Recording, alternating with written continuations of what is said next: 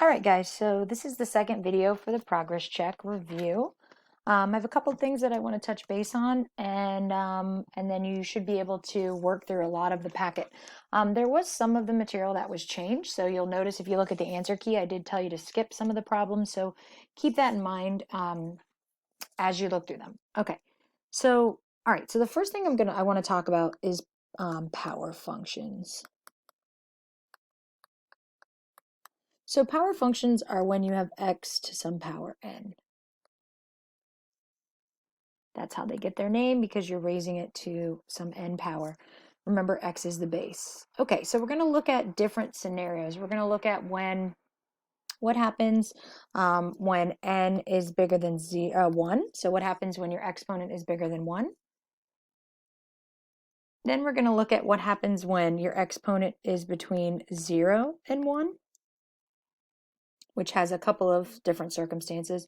And then we're going to look at what happens when your exponent is negative, so when it's less than 0. So those are kind of the three big things that we're going to look at today with power functions. So let's start with the first one. Let's just start with what happens when my power is greater than 1. Okay. So we're talking about things like x to the second. Obviously, it could be x to the third. But then it could also be like x to the 5/4. It could be x to the, let's see, 4/3, and so on and so forth, as long as that ends up being bigger than 1. Okay. So no matter what, as long as your exponent is bigger than 1, your function is going to grow as you get infinitely bigger. So this is what I mean. If I just look at this first quadrant, that's kind of the easiest way to do that. If my exponent is large, I'm going to get, or bigger than 1, I'm going to get bigger. So like we all know x squared looks like this. X to the third gets bigger faster, right? X to the 5/4 would also keep getting bigger. Like your number would keep getting bigger, but it wouldn't get big as fast as like x squared or x cubed. So it'd be a little wider, but it would still go up forever. Same thing for 4/3 and 5/3. Now, that's just the first quadrant. The second quadrant is different. So let's go back and look. Remember, I was using the red one for x cubed. If I cube something that is negative, do I get out a positive or negative number? So like I'm talking about the negative side of the x-axis. If I plug in something negative, what do I get out? I get out something negative. So when you do x cubed, your negative side stays negative, right? So you would expect to see that down there. But for x squared, which is my black graph, when I square something, even if it's negative, it goes back to being positive. So you get that kind of like symmetric the symmetric kind of action happening. All right, let's do the purple graph. The purple graph is this guy. So you have to think about what this means, because there's a couple of different things happening here. You have x to the 5th, and then you have the 4th root, or you can think of it as x to the 4th root of x and then to the 5th. Either way, that's how fractional exponents work, right? So if you have x to the m over p, that is the pth root of x to the m. Okay, right? So that's just something to recall, just off to the side. Okay, so I got to think about what I can plug in. First of all, I know it's growing because the exponent is bigger than 1, so that's how I knew it was headed up. But let's talk about negatives. If I plug in a negative here, and I take a negative to an odd power, it will stay negative, right? Can I take the 4th root of something that's negative? No. So that means that this graph actually only has this portion over here on the positive. So that purple graph only stays purple. Okay, it only stays on that side. Let's do another one. So let's do x to the 4/3. So 4/3 is a little bit bigger than 5/4. So 4/3 probably looks something like this. It still goes up. And then let's rewrite this. So x to the 4/3 is the same as x to the 4th, and then the cube root.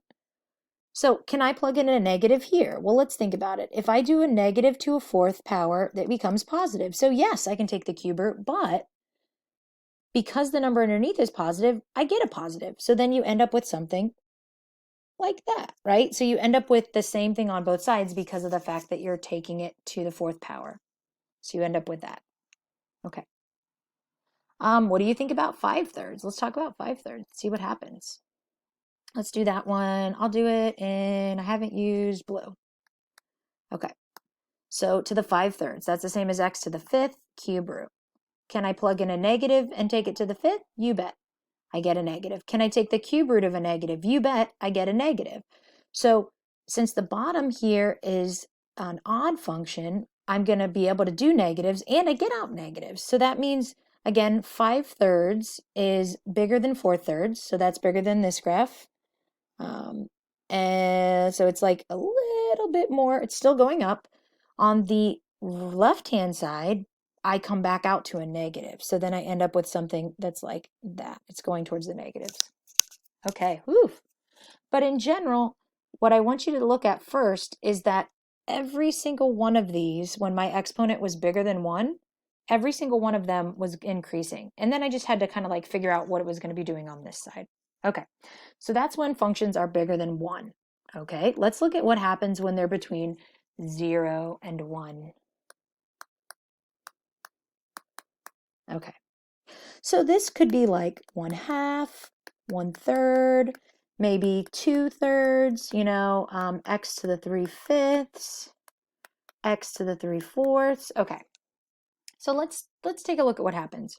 First of all, hopefully you realize that these are all root functions. And they act like square root functions. So when your exponent is something between 0 and 1, they all kind of act like what you would think a typical root function would. So like you guys know what a square root function looks like. A square root function looks like this. And it only has this side because remember, this is the square root of x and I can't do negative. So I'd only have that part. Okay. What is the cube root? That's what this guy is. This one is the cube root of x.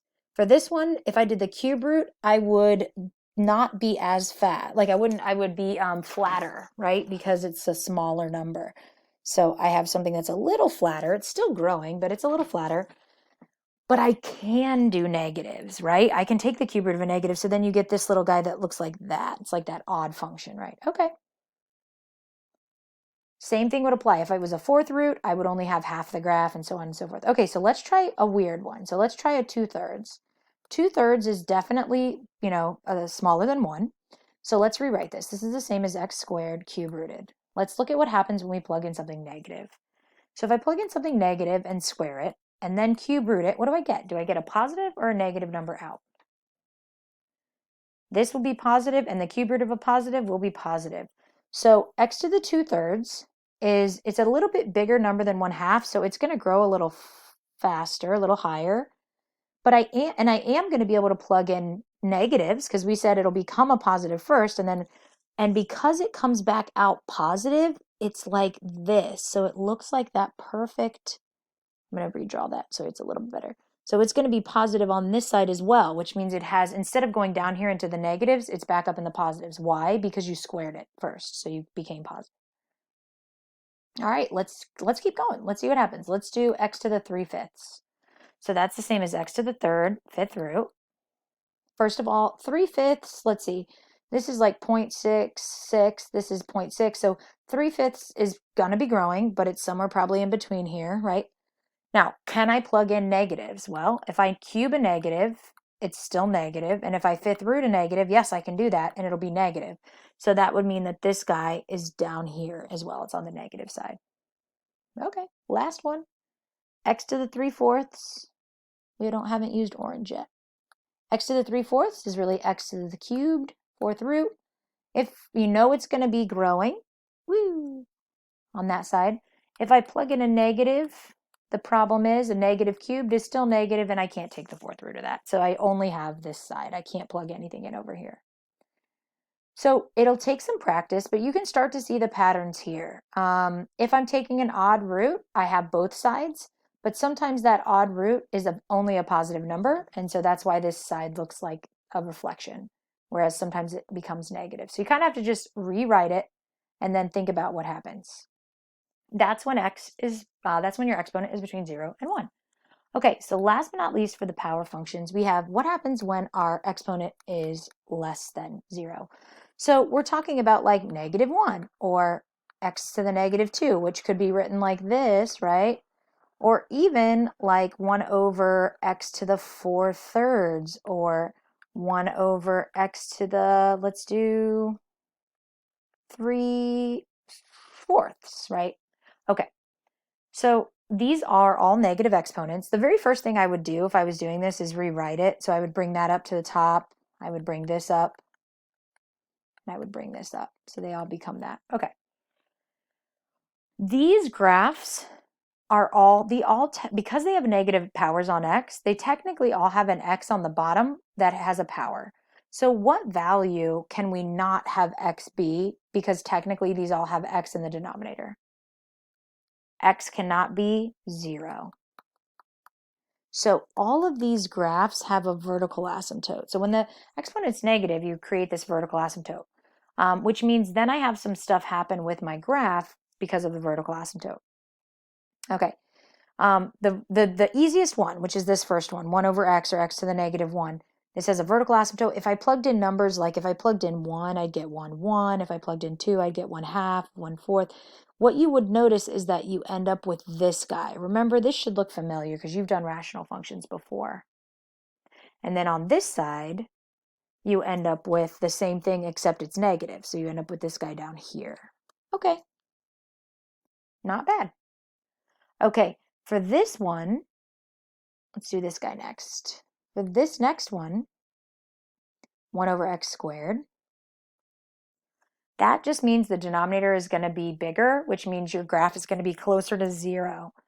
But it's still rational, so you're still going to have a graph that looks like this. It's just going to be a little tighter. Now, here's the tricky part. Guys, if you plugged in a negative, what would happen when you squared it? It'd go back to being positive. So if the bottom is a power of 2, then you don't end up down here in the negatives, you end up in the positives. So that little guy would look like that. It would be symmetric on both sides. All right, let's do this one, x to the 4/3. So if I was doing this one, I would think of it as 1 over x to the 4th cube root. Okay, first of all, I know this first section is going to look like this. The question is really what happens over here. And so I know I'm going to have a graph that's something like this in the first section because of the fact that this is an exponent on the bottom or a negative exponent on x. Now I have to think about what would happen if I plug in something that's negative. Well, if I have a negative, not negative one, sorry, just a negative in general. If I plug in something that's negative and I take it to the 4th, that would make this number positive. So I'm going to end up with the cube root of a positive, which is another positive number. So that means this side would also end up being positive. So you end up with that situation where it's symmetric on both sides. All right, and then let's look at this last guy. So this is 1 over, this is really x to the 3rd 4th root. So let's see what happens when I plug in a negative. This side's going to be like this, normal. If I plug in a negative here and I cube it, a negative number cubed is still negative. I can't take the 4th root of a negative. That means I only have this side of the graph. Okay, all right. So let's just try some random ones that are a little crazy. So let's try I'll just do a mixture.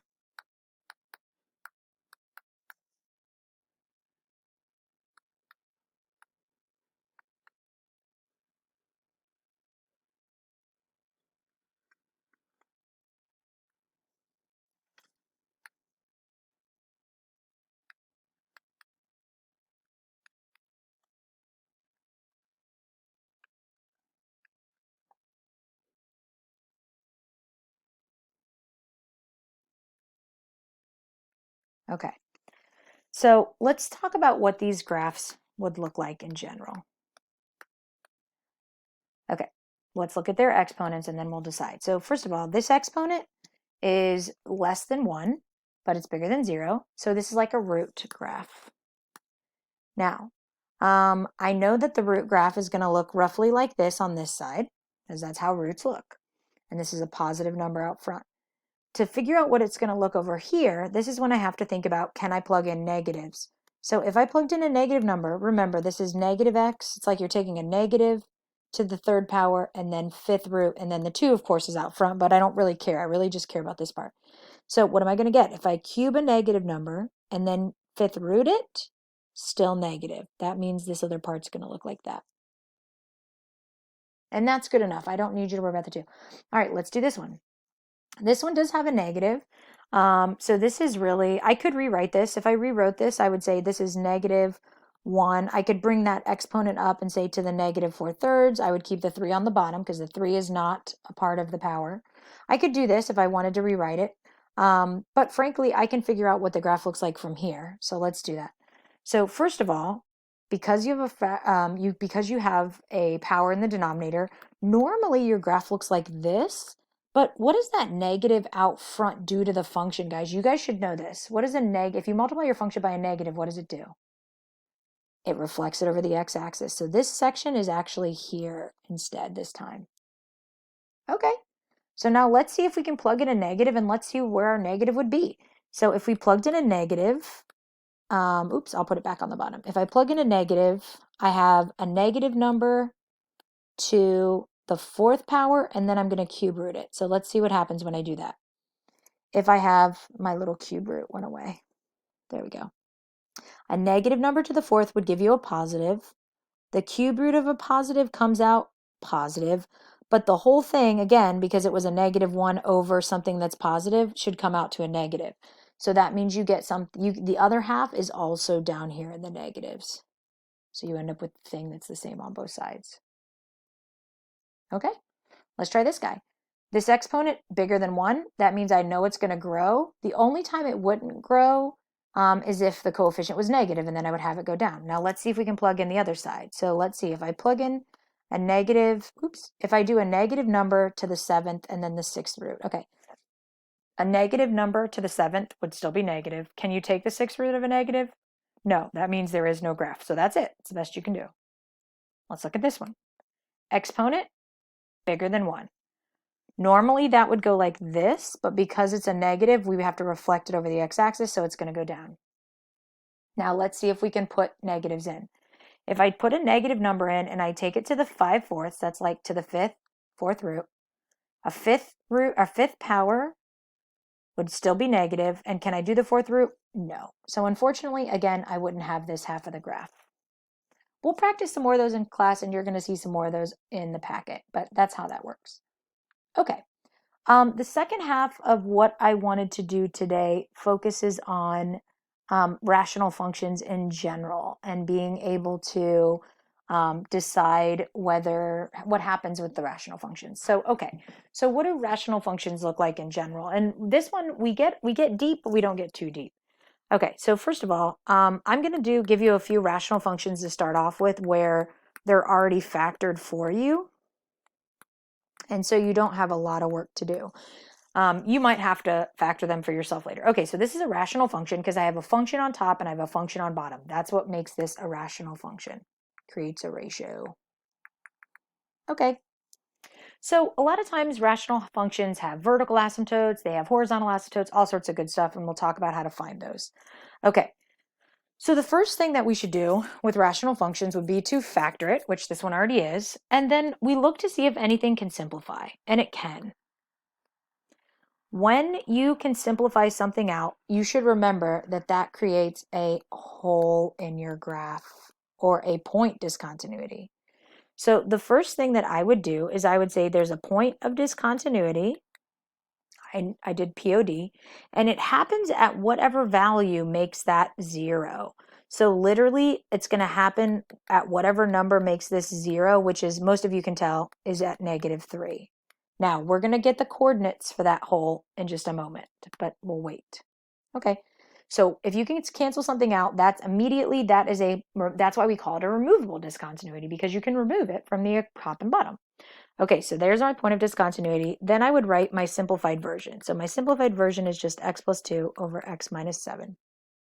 Okay, from here, we're going to get things like vertical asymptotes and horizontal asymptotes. Vertical asymptotes are zeros of the denominator that didn't cancel out. So like -3 is no longer a vertical asymptote because we reduced it out. But there is still a number that would make the bottom 0. What is it?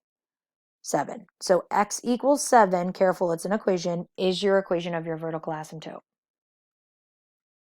Okay, for horizontal asymptotes, this should be somewhat familiar from Algebra 2. Horizontal asymptotes, you compare the ratio of the highest power of the top and the highest power of the bottom. If they're the same power, we do the ratio of the coefficients. So like what I mean is the highest power on top, here, I'll stop and talk about it off to the side for a moment. For horizontal asymptotes, okay, you're going to have a highest power on top. Like you can have a bunch of other stuff on top, but you have a highest power on top and you have a highest power on bottom. If the powers are the same, so if like your highest degree on top is the same as the highest degree on the bottom, then your equation, and let's imagine that we had numbers out here in front, your horizontal asymptote is just whatever this is over this. And I'll look at that when we do the graph. If your bottom has a larger power, then that means the bottom is going to get bigger faster. Think about this. If your fraction has a bigger value and it keeps getting bigger on the bottom, what are you getting closer and closer to? 0. So when the denominator has a higher power and it grows fastest, then you're going to go towards 0. The one that I haven't talked about, and I will talk about it in a little bit, I don't want to overwhelm us, is what happens when the top is bigger. And that means that it's going to grow, the number in general is going to grow. This is something called a slant asymptote. It's actually not a horizontal at all, and we'll talk about that later. So I'm going to talk about this when we get to it. So for now, if I compare this function has the highest power of x on top is just 1x, and the highest power on the bottom is also x to the first. So it's just going to be the ratio of their coefficients, 1 to 1. So that's just 1. Okay. Let's see. We can find zeros of our function. Zeros of our function are zeros of the numerator. So anything that you have left in the numerator, just set it equal to 0 and figure out what would make it 0. So that means I'm going to have the point -2 as a 0 on my graph. Okay, this is pretty much enough to get started. I'm going to get rid of this for now. We can come back to this later. This is enough to get started to kind of think of a graph. So I'm going to graph my vertical asymptote, which is at 7. So notice I've got a nice, beautiful vertical asymptote.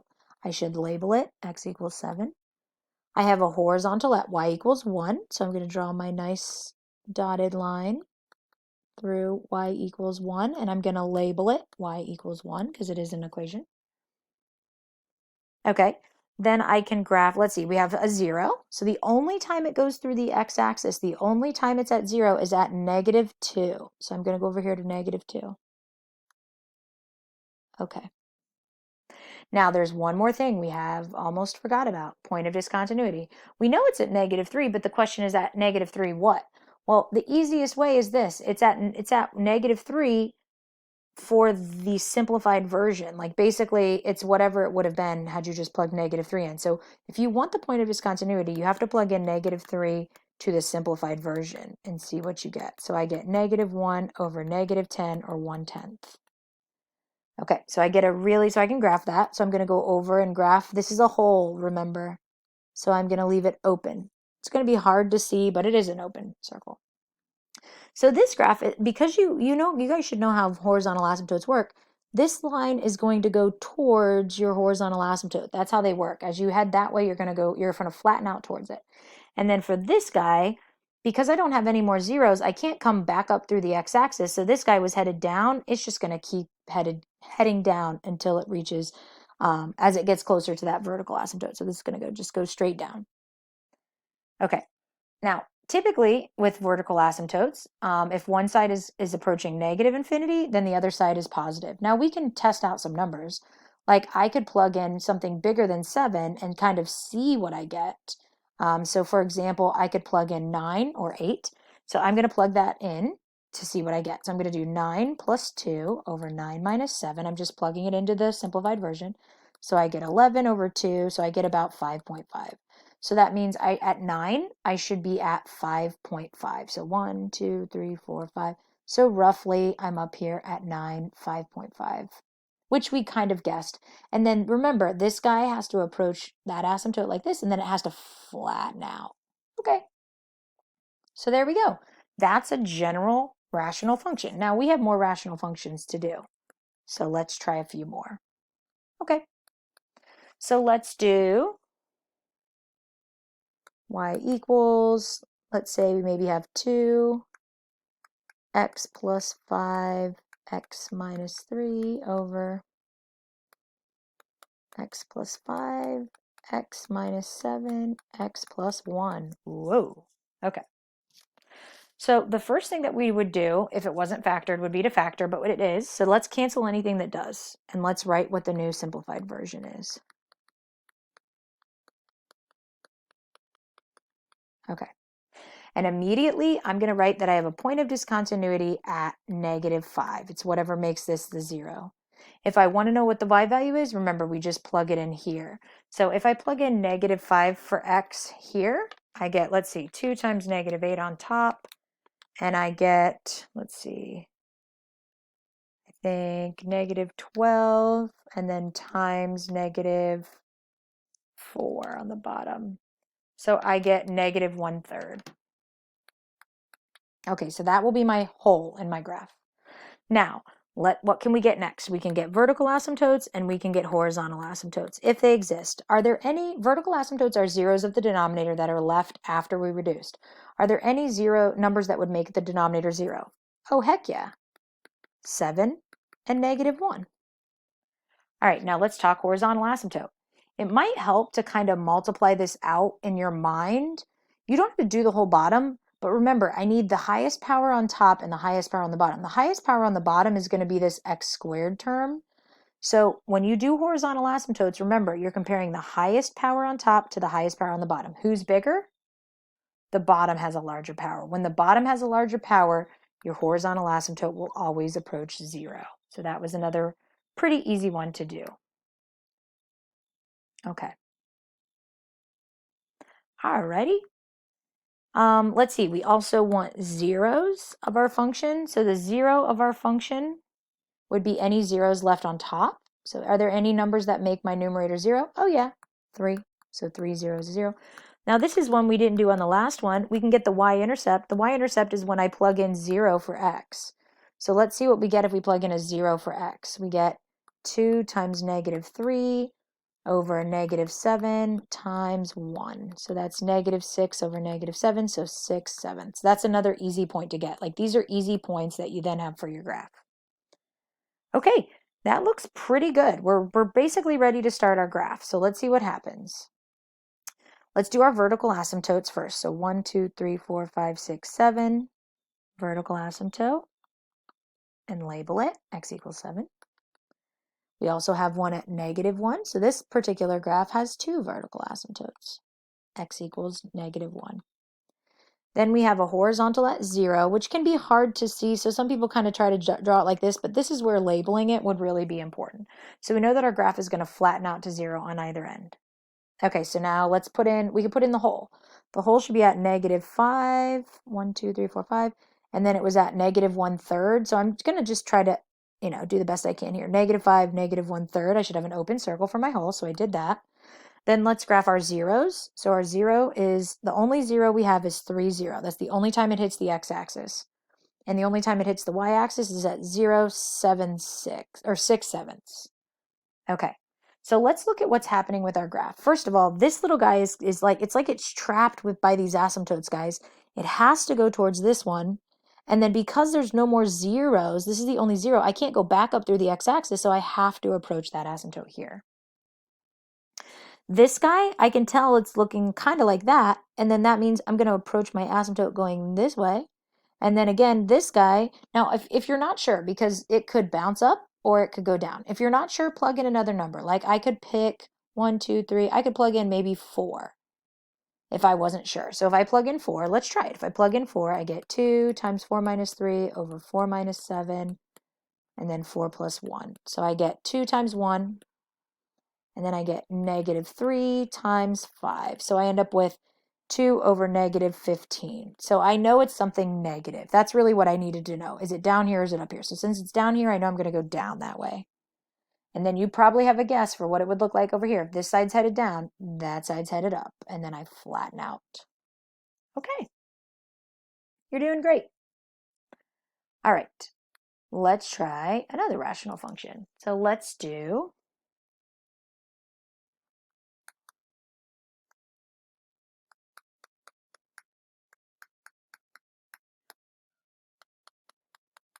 Okay. So in this one, nobody cancels. I'm also going to give you the version where it's completely multiplied out. So that would be x squared minus x minus 2 over x plus 3, because you're going to need this in a little bit. So nobody cancels, which means, guess what? There just aren't any holes. There are no points of discontinuity. So the next thing that I would look for would maybe be vertical asymptotes. So let's do it. Vertical asymptote, are there any things that would make the denominator 0? Oh yeah, x equals -3. All right, horizontal asymptote. This is why I multiplied it out, because I needed to see the powers. So now look what happens. The highest power is x squared, and the highest power of the bottom is x. If the top is bigger, we talked about this. This is something, remember, called a slant asymptote. So let's look at what that means. How do we find it? This is a new little guy. This is division, guys, right? What you've got right here, this divided by this.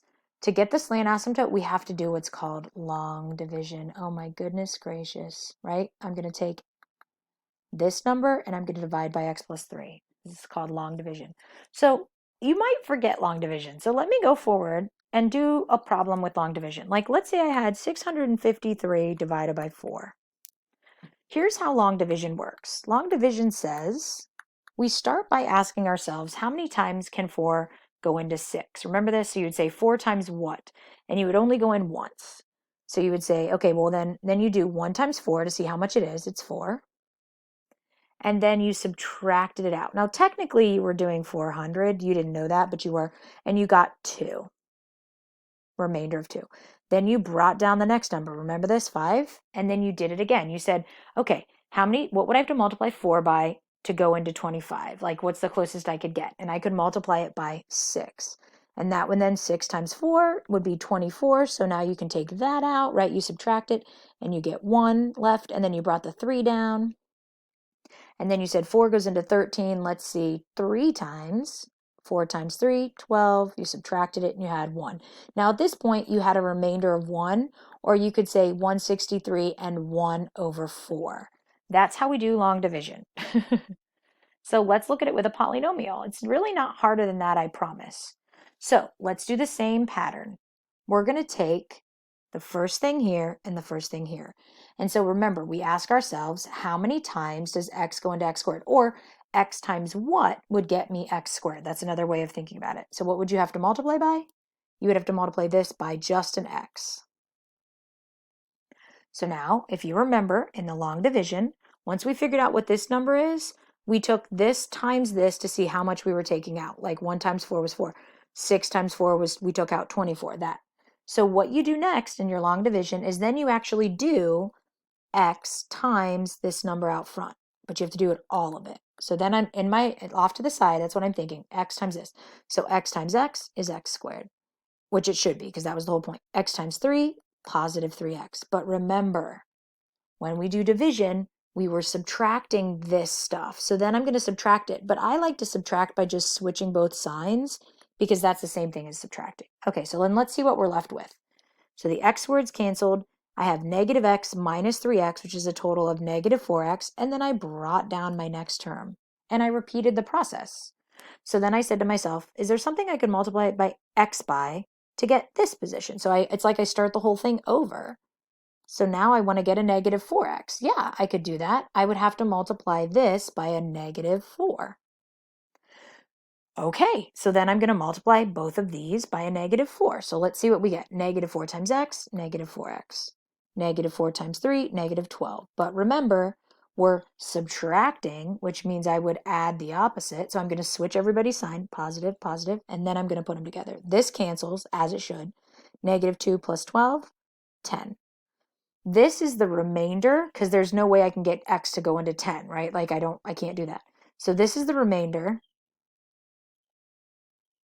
which is technically 10 over x plus 3, but that's for another day. Once you get to a place where you're at the remainder, this part right here, this equation, is your slant asymptote. Don't worry, I'll do a few more. So my slant asymptote is y equals x minus 4. Okay, I'll come back to this, don't panic. Let's go back over here and let's get the rest of our things. We need zeros, we need y-intercepts. We don't have any holes, remember? Okay, let's do zeros. Zeros are zeros of the top, so negative 1 and 2. Y-intercept is when I actually plug in 0 for x, which would be 1 times negative 2 over 3, so negative 2/3. I'm literally just plugging in a 0. All right, let's look at the graph of this thing and see what this guy looks like. It is a little weird, but it's okay. Okay, we need our vertical asymptote, which is going to be at negative 3. I'm going to put a little bit more extra room on the graph for this.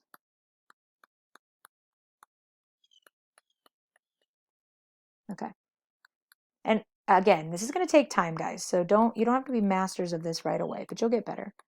X equals negative 3. Now, I don't have a horizontal, but I have this slant. This is a line, so I actually have to graph this line. So like this line has a y-intercept of negative 4. The slope is 1, so I'm going to go like up 1 over 1, up 1 over 1, up 1 over 1, up 1. You know, I could keep going kind of with that, but it ends up looking roughly like this. I'm going to have to scroll down. Oops. So that line would keep going, so I'd write x minus 4 next to it. I'm going to keep this x minus 3 going because I need it, I guess, more than I realized. Okay, so there's my, see, that's my slant. So my graph is going to follow that on the ends. Let's put in my zeros.